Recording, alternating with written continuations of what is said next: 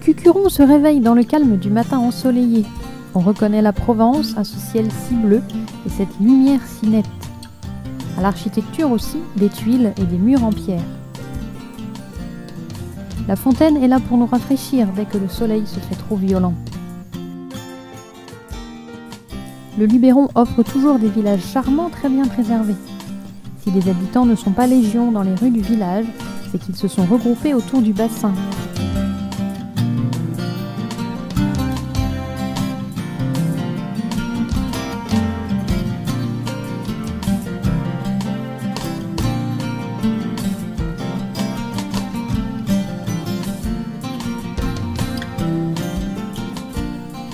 Devant les quelques bistrots qui accueillent les randonneurs avant leur balade et les pêcheurs de retour d'une pêche matinale.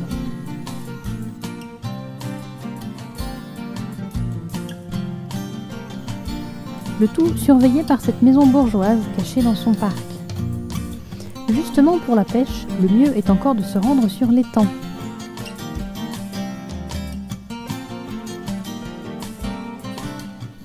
On se rend ensuite à Ansouy, village voisin pas plus grand, qui lui aussi a des murs en pierre.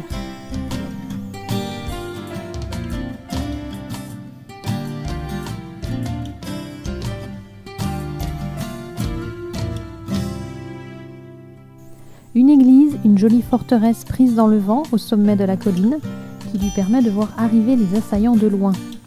Ansouy a été un bastion catholique, assiégé par les ligueurs, les partisans de la réforme protestante au XVIe siècle.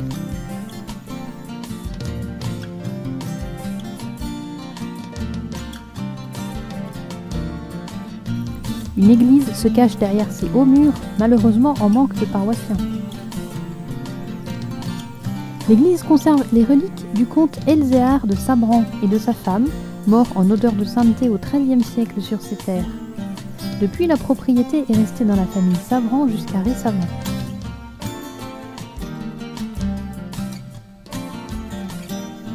Animés l'été, ces villages sont plus calmes au printemps.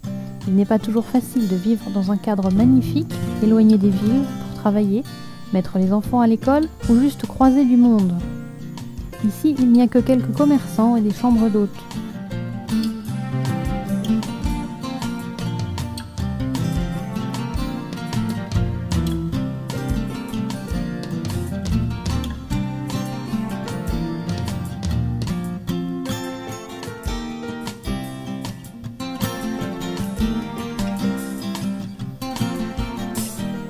D'autres villages plus importants, comme Lourmarin, ont tout misé sur le tourisme sous toutes ses formes, attirer les congrès de toutes sortes grâce au soleil et à un village transformé en galerie marchande et en terrasse de café. Le château a été utilisé pour développer les arts et l'activité de congrès. Les galeries et artisans ont été encouragés à s'installer ici, faisant de Lourmarin un centre d'activité pour toute la région.